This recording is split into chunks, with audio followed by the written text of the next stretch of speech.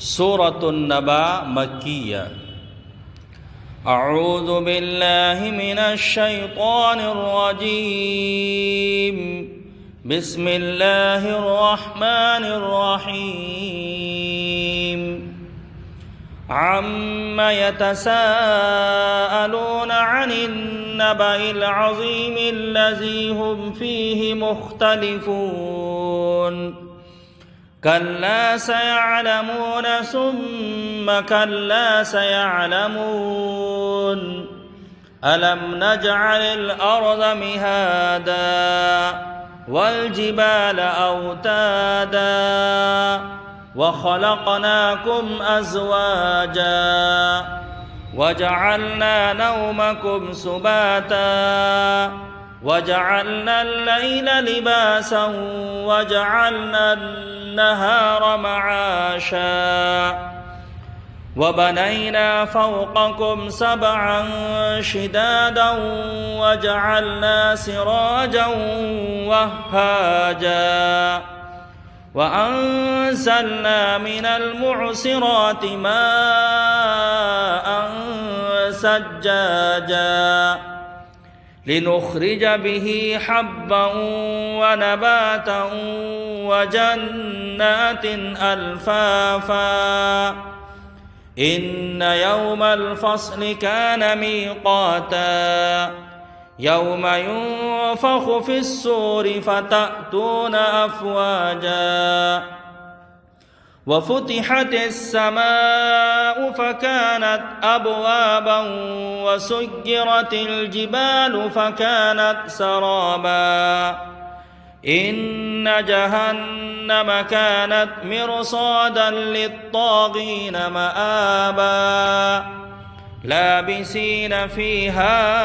أحقابا لا يذوقون فيها بردا ولا شرابا إلا حميما وغساقا جزاء وفاقا إنهم كانوا لا يرجون حسابا وكذبوا بآياتنا كذابا وكل شيء أحصيناه كتابا فذوقوا فلن نزيدكم إلا عذابا إن للمتقين مفازا حدائق وأعنابا وكواعب أترابا وكأسا دهاقا لا يسمعون فيها لغوا ولا كذابا جزاء من ربك عطاء حسابا رب السماوات والأرض وما بينهما الرحمن لا يملكون منه خطابا يوم يقوم الروح والملائكة صفا لا يتكلمون إلا من أذن له الرحمن وقال صوابا ذلك اليوم الحق فمن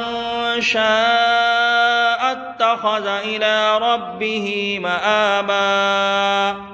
إنا أنذرناكم عذابا قريبا يوم ينظر المرء ما قدمت يداه ويقول الكافر يا ليتني كنت ترابا